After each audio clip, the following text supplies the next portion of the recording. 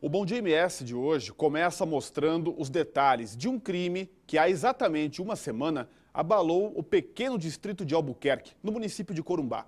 O motorista de um ônibus destruiu uma boate, deixou um homem ferido e matou 2 jovens.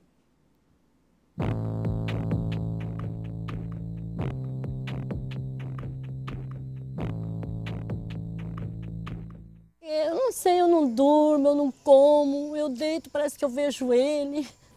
Não pude ver o rosto do meu filho. É só Deus que sabe o que eu estou sentindo. Fiquei sentado na porta, sangrando bastante. Fiquei com medo de morrer e deixar a minha família.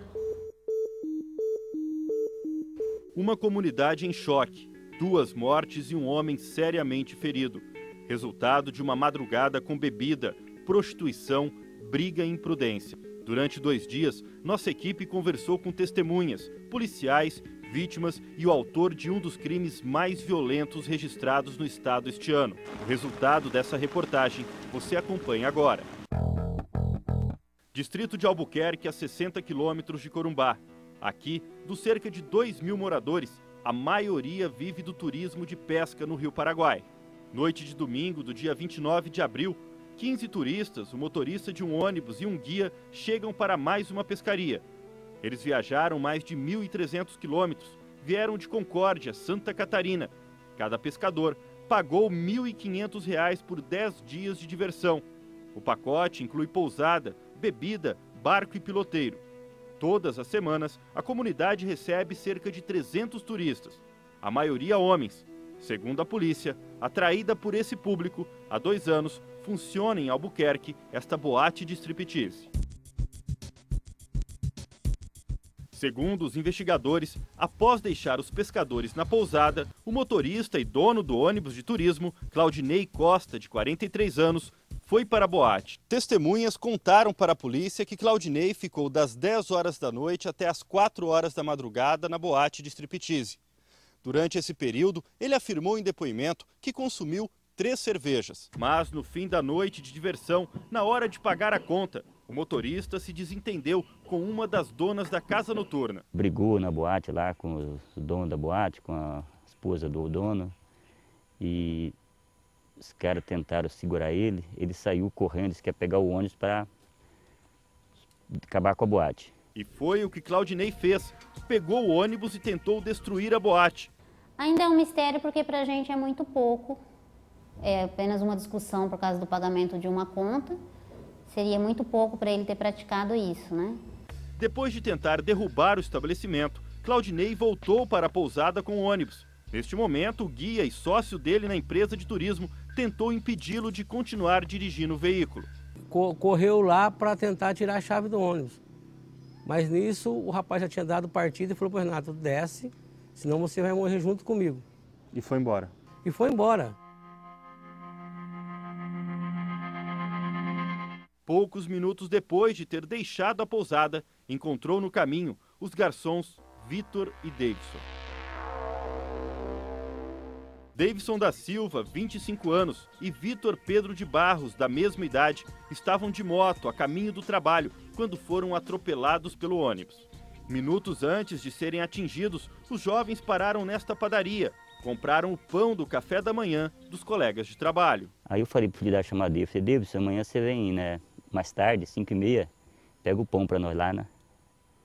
Ele falou assim, tá bom. Aí quando foi sair de bicicleta, o meu sobrinho tem uma moto, né, que mora aqui perto. Ele falou, não tio, eu vou levar ele de moto, amanhã eu pego o pão e trago ele. Tá a bicicleta até agora, a bicicleta, eu não posso nem ver a bicicleta. Logo que o ônibus passou, veio já uns rapazes correndo, falando que ele tinha atropelado um rapaz numa moto, 2 rapazes numa moto, e que tinha matado os rapazes. Segundo a polícia, Davidson e Vitor foram atropelados aqui, a menos de 3 quilômetros da pousada onde trabalhavam. Quem viu o acidente diz que os jovens chegaram a sair da estrada para dar passagem ao ônibus. Mesmo assim, foram atingidos. Eles pararam, né? O ônibus passar. E ele jogou o ônibus em cima deles. Então, acredito que não teve tempo deles correrem, né? Os dois morreram na hora. O corpo de Vitor ficou preso à roda do ônibus e foi arrastado por cerca de 300 metros. E o ônibus catou ele pelo meio e foi, né? Você vê para achar pedaço de casaco, pedaço de relógio, esse boné estava só lama, a bota rasgada, arrastada, um tanto. Uma cruel barbaridade. Está numa situação bem feia mesmo, muitas lesões mutiladoras, né? Que são características de acidente de tráfego, né? Mas, em decorrência da violência, ficaram bem deformados mesmo os corpos. Claudinei continuou a destruição. Presa ao ônibus, a moto explodiu quando o tanque de combustível começou a vazar. Nós vimos já o ônibus vindo em alta velocidade, pegando fogo, cheio de chama embaixo, em cima. Aí passou na frente da padaria aí que nós fomos ver que tinha alguma coisa presa embaixo do ônibus. Mesmo depois de ter atropelado os jovens e com a moto pegando fogo debaixo do ônibus, o motorista não parou. Ela foi arrastada por mais 5 quilômetros e totalmente destruída.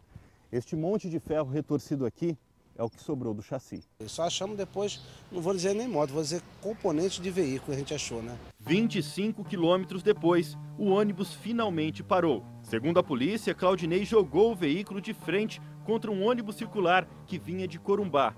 O motorista, seu Luiz, lembra bem do que aconteceu. Aí quando vi ele, eu encostei mais pro meu lado ainda, né? Para desviar dele. E olhei assim do lado, tinha lugar para ele passar. Só que ele não desviou de mim. Ele veio para cima de mim. Ele já vinha na contramão. Seu Luiz teve um corte profundo na cabeça e ferimentos no olho, perna e peito. Está internado há 4 dias e ainda não tem previsão de alta. Meu sono por causa que eu perdi muito sangue dentro do carro que eu estava. E depois fiquei sentado na porta, sangrando bastante. O senhor teve medo de morrer? Eu fiquei com medo, sim. Fiquei com medo de morrer e deixar a minha família. Claudinei Costa, o motorista desgovernado, ficou preso nas ferragens. Foi socorrido e levado para a Santa Casa de Corumbá. Teve fraturas na bacia, pernas e braços. Embora esteja internado, ele está preso. Um policial militar faz a segurança do quarto. Claudinei disse à delegada responsável pelo caso que não se lembra de nada. Ele foi indiciado por lesão corporal grave e duplo homicídio doloso, quando há intenção de matar. O que me chamou mais atenção foi exatamente a pessoa se utilizar de um ônibus para matar pessoas, que geralmente a gente vê faca, revólver, mas é a primeira vez que eu vejo alguém se utilizar de um meio de transporte, principalmente tão grande, para matar. Por telefone conversamos com Claudinei, mas ele não quis gravar entrevista. O senhor não gostaria de gravar uma entrevista com a gente? Não vou fazer isso, não. Muito obrigado. Em Albuquerque, os moradores ainda estão chocados com as mortes. O clima na comunidade, que fica no meio do Pantanal sul-mato-grossense, é de luto e tristeza. Vai ser de mim quando chegar na fazenda. Ninguém acredita, né, o que aconteceu. O povo está revoltado, sabia? Está revoltado, rapaz do céu. Para nós vai demorar a gente cair a ficha, né? Ele levou meu anjo, né? Um inocente, um anjo, ele veio da fazenda para ganhar o pão de cada dia, estava feliz. O que o senhor falou para Deus naquele momento? Naquele falei, oh meu Deus, me tira dessa. Só isso. E ele te tirou? Me tirou, porque se não fosse a graça de Deus, com certeza eu não estava aqui dando essa entrevista para vocês. Se eu pudesse ter ido lá no hospital, tivesse autorização de alguém para ele ver lá no necrotário o que ele fez, eu queria que ele visse, não adianta falar, não adianta xingar, eu queria que ele visse o que ele fez. Eu acho que a comunidade ela precisa de uma resposta e que a justiça seja feita.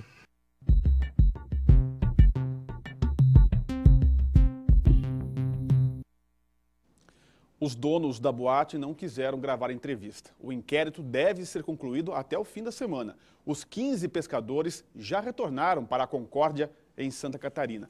O motorista do ônibus ainda está internado e deve ser submetido a uma cirurgia na bacia ainda esta semana.